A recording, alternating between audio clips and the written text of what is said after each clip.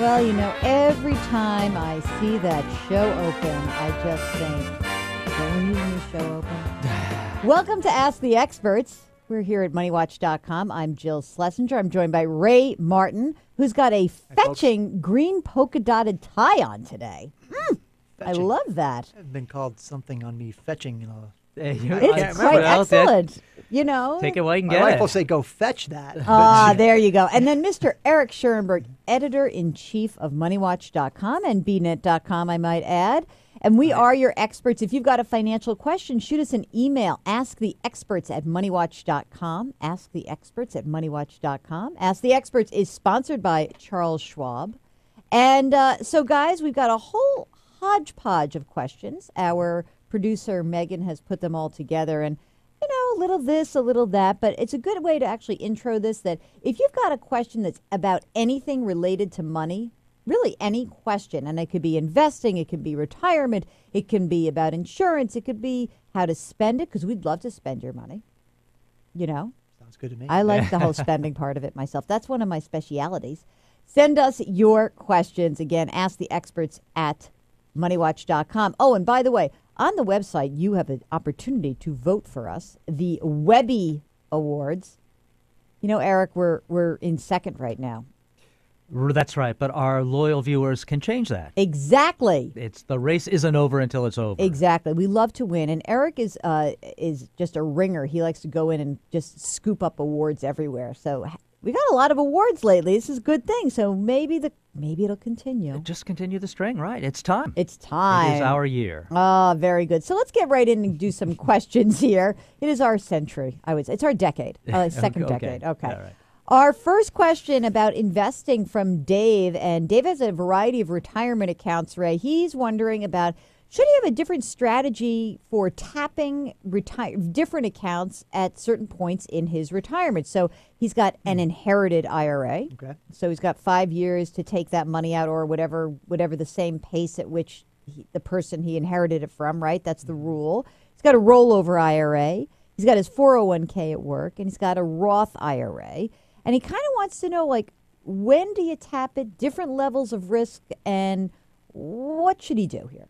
Okay, as you pointed out in the inherited IRA, when someone inherits an IRA, and it's not from your spouse, that's a really important distinction. You inherit it from someone else that's not a spouse. You can't treat that IRA as your own. So has to take that entire distribution by the 5th anniversary of the death of the original owner. Okay, or he has to take the distributions out over his life expectancy. So the point is, he's taking the money out of that IRA imminently or in an ongoing way all the time. It's funny how Uncle Sam figures out a way to collect their money, right? It's what it is. It's, hey, you deferred it all a while, never paid taxes. Somebody didn't, so somebody's got to. He's got to go to publication 590. There's an IRS table 5. It'll tell him what he's got to distribute from that. So that he's going to be more conservative because he's got to unwind that. His rollover IRA, he'll have to take distributions by the age, calendar year, age 70 and a half. I mean, it's the April 1st of the year following 70 and a half, but then you have to take 2 distributions. So you start the year you turn your age 70 and a half year. His 401k at work, he's working, doesn't have to take any minimum distributions until he leaves work from that. So while he's working, he's not going to be forced to that. People aren't generally working beyond age 70, but that's some do. So I have some clients that do that. And then the Roth IRA, he's not going to take any distributions from that. So the key is that Roth IRA he can be the most aggressive in because he's not going to have to face a withdrawal strategy until he really needs the money. It can be one of the last accounts. He could be more aggressive there because of that strategy, the most conservative in that inherited IRA. And your kids will love you so much because you're not going to actually pull money out of it. And that's like a great inheritance because it's no tax due, right? Yeah. It's pretty awesome. Yep. So very good. I like that. Eric Schoenberg, here we have a question from Tom, who actually directed this to you. So he says, Eric, he didn't say the experts, he said Eric, because he knew he wanted you on this one.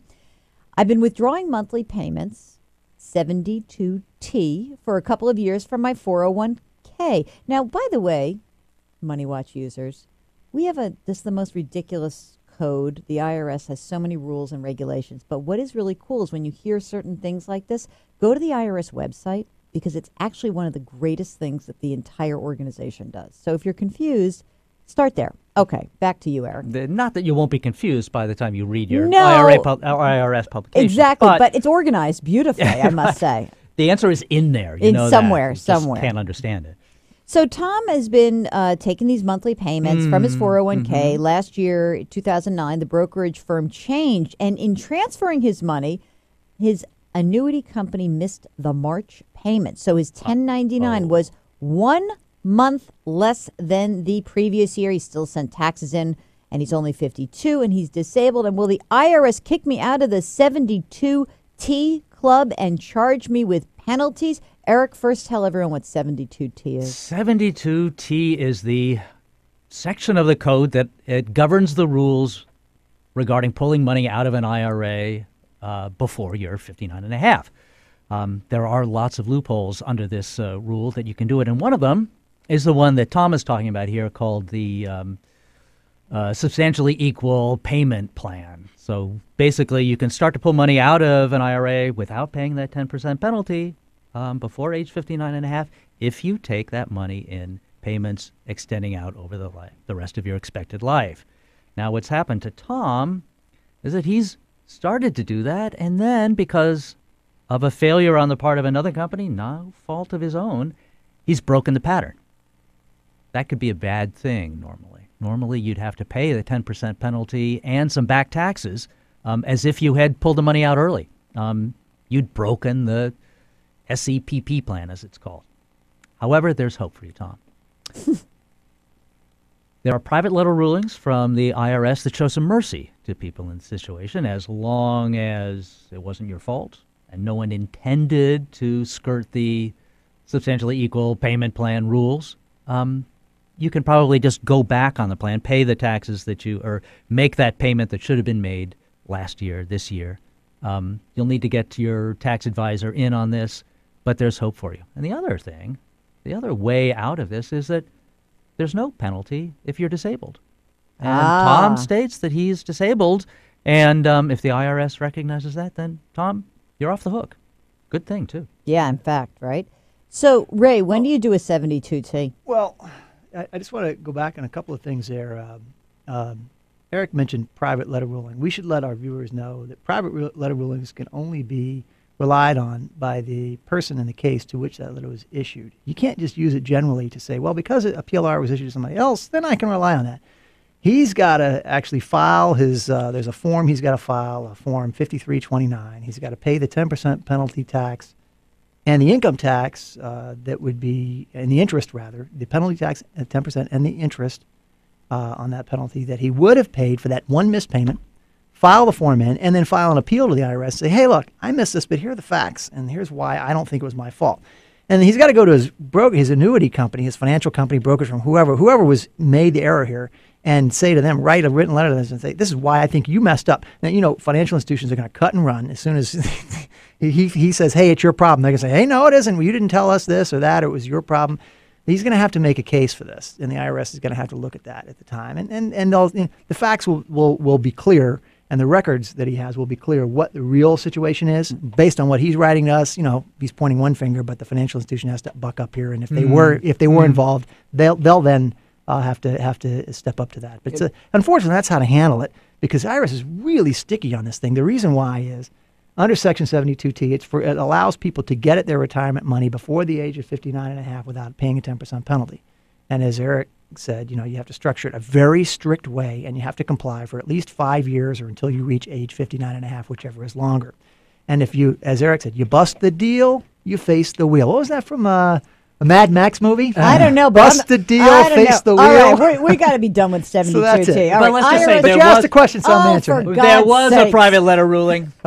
I think Chances Eric's are, if you right. got your facts right, they're not going to change and not give you the same break they gave someone else. Oh my God, with the 72T. I'd agree with Eric on There's that, so many 72T. You asked the question, IRS.gov. IRS.gov. By the way, I would absolutely go after your company, because I think that although they might run from it, if you can prove it, they'll pay your charges. So that's sort of standard issue, and that would be great. And especially if they don't want to do it, it's a good excuse to move to a new advisor. Or as Eric points out, the IRS then says, here, we'll give you the penalty and the taxes Right. that you paid back. We'll give you a refund back. All right, here's one. Gary from California. Oh, by the way, if you've got a question, please do ask us at asktheexperts@moneywatch.com. Asktheexperts@moneywatch.com. This segment of MoneyWatch.com's Ask the Experts is sponsored by Charles Schwab. Thank you, Schwab. Gary's writing us from California. 2 questions about credit scores. Does requesting my credit report hurt my credit score? Eric Schoenberg, yes, no. No, I don't think so. If you request a credit report, it doesn't hurt your score, because a million people request your credit report. Mortgage companies, if you open a new account. I mean, if you're opening a new account, but it doesn't hurt your score itself to request the report. If a lot of people, though, are asking for, you seem to be going out and applying for a lot of loans, that could be trouble. Right. But if you just go to annualcreditreport.com and get your own credit report. Yes, that's right. Right? That's the way to do it. So listen, Gary is uncomfortable having so much personal financial information sent to him via the web. Can he get his reports through the mail, Ray Martin? You can. Let me come back to that for a second. What Gary needs to do, look at, there are 2 types of credit inquiries on your report: hard credit inquiries and soft credit inquiries. When you're applying for a loan and a lender makes a hard inquiry, or you go to get a new phone account or a new cable account, that could be a hard inquiry on your credit report because you're opening an account of some sort. That can knock off 5 points on your FICO score, on your credit score.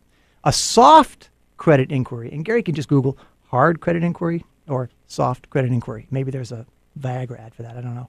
But you know. This episode of Ask the Expert is sponsored by Viagra. However, a soft credit inquiry has no effect, like you getting your credit report. Yeah. Now, you go to annualcreditreport.com. They let you, the only source under federal law to get your credit report.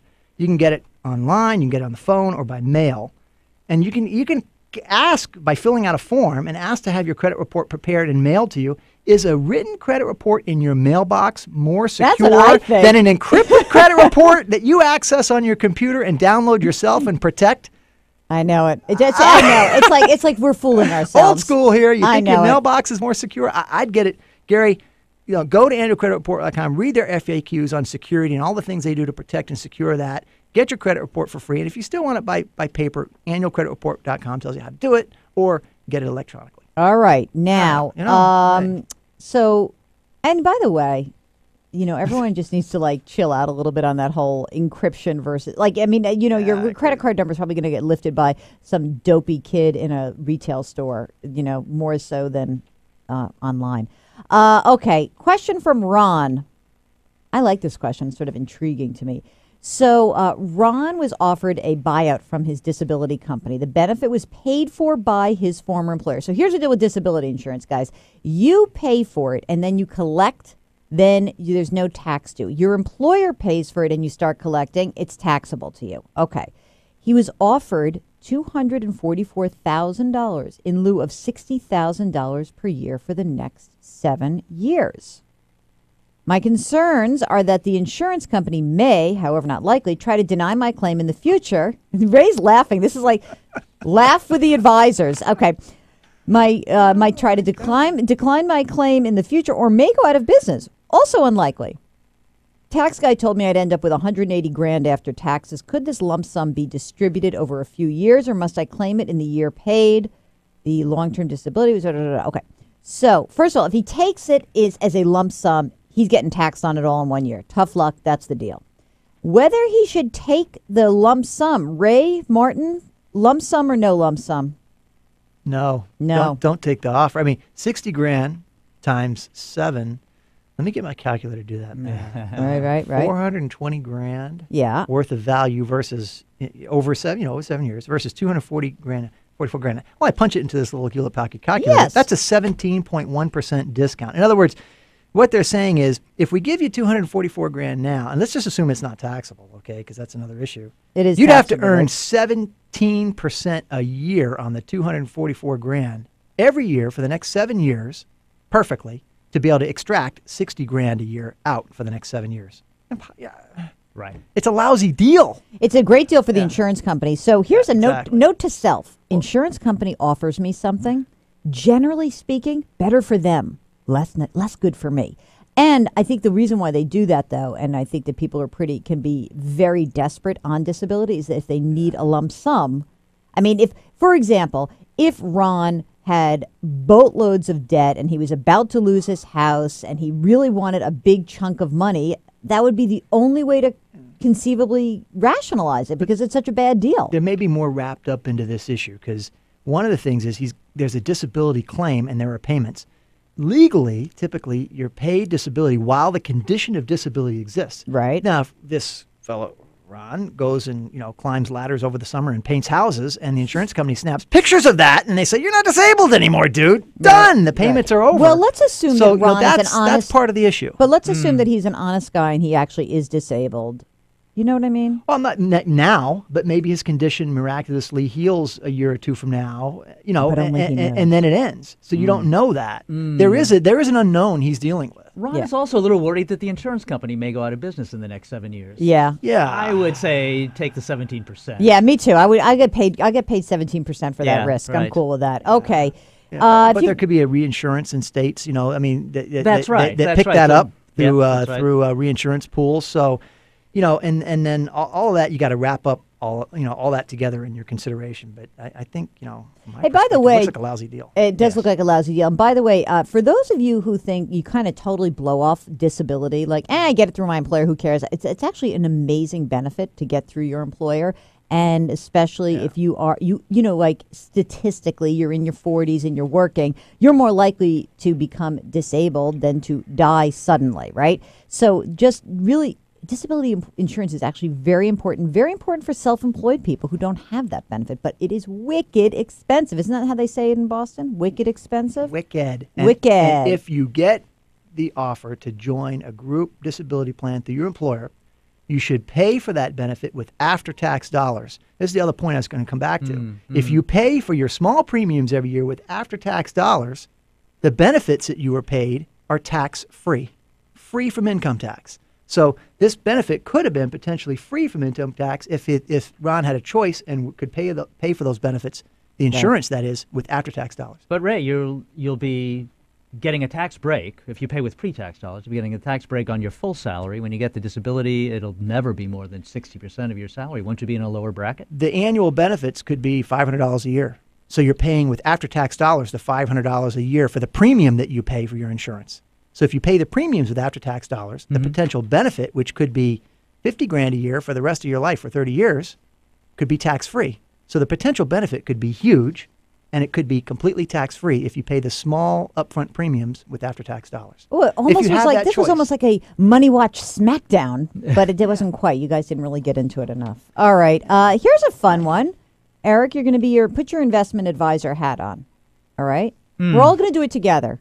Don't furrow your eyebrows. I can see you're furrowing your eyebrows. Smile. It's going to be a great question. I feel like you're getting ready for a bad question. It's a great question. All right. Just ask it, for crying out loud. Cheryl asks, what suggestions do you have for what a 60-year-old could do with a $150,000 inherited IRA?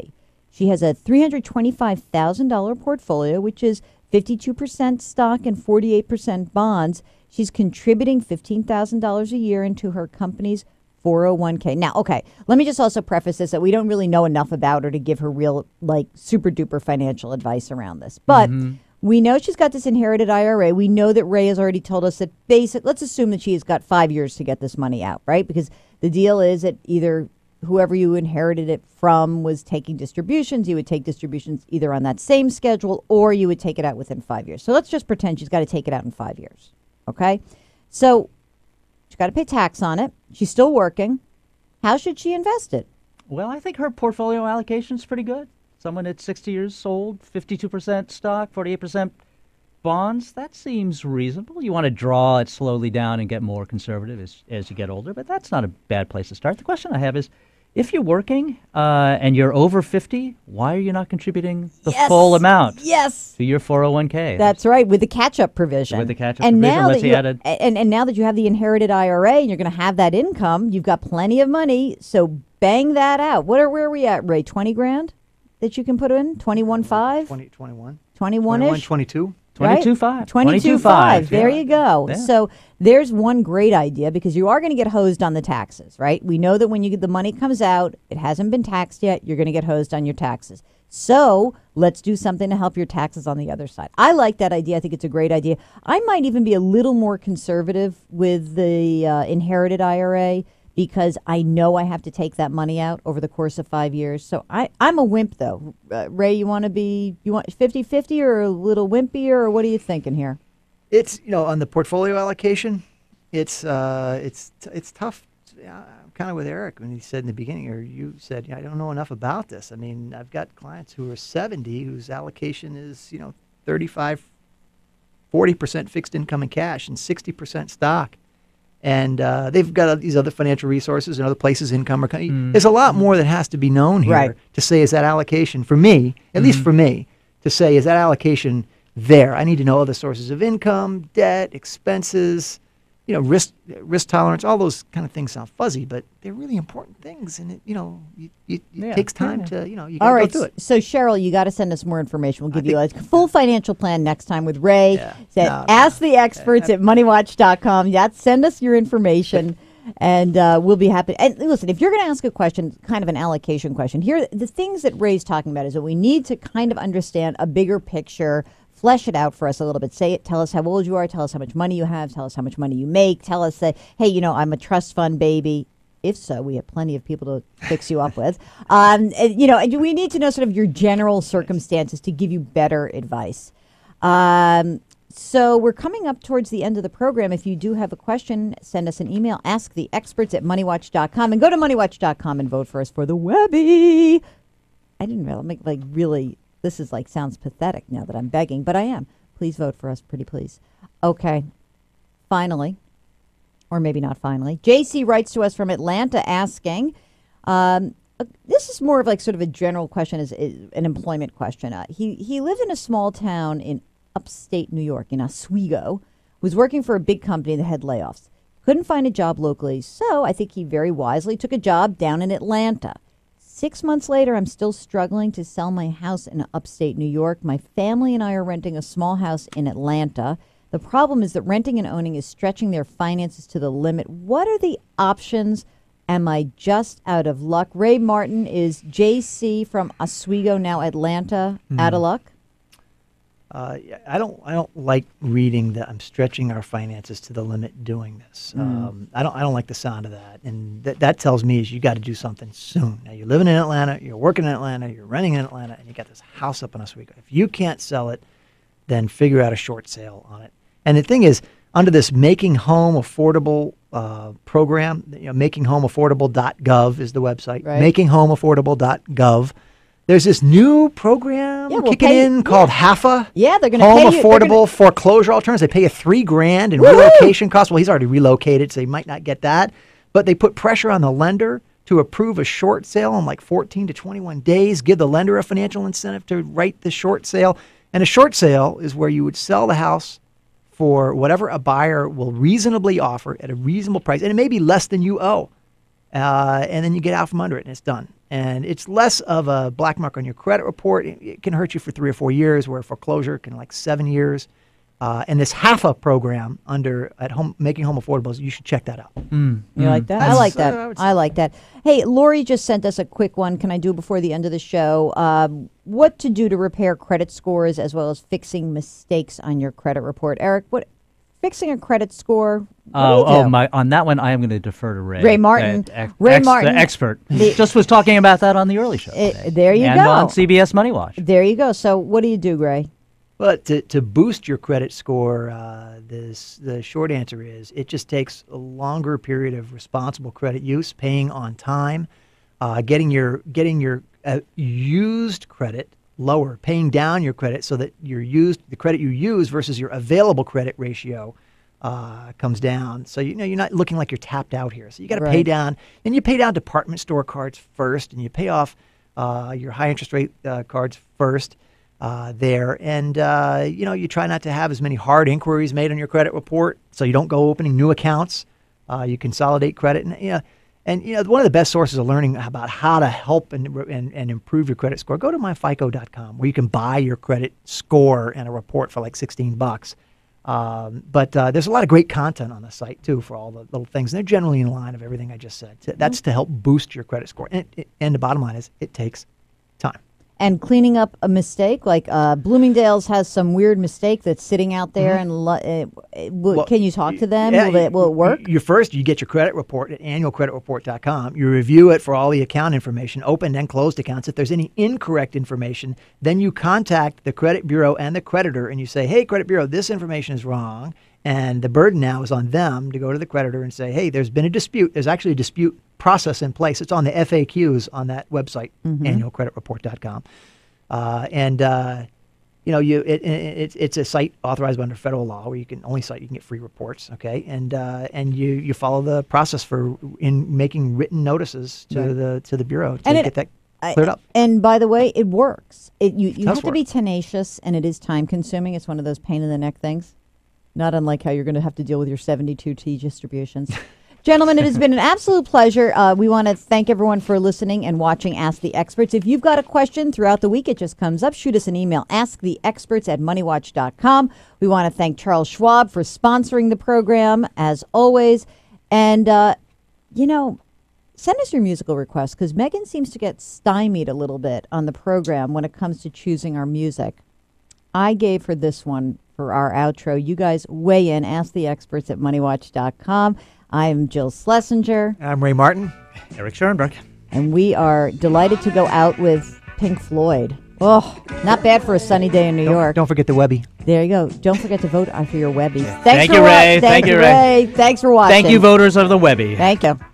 Thanks a lot. Tune in next week. We'll be right back here. Same time, same place. Thanks.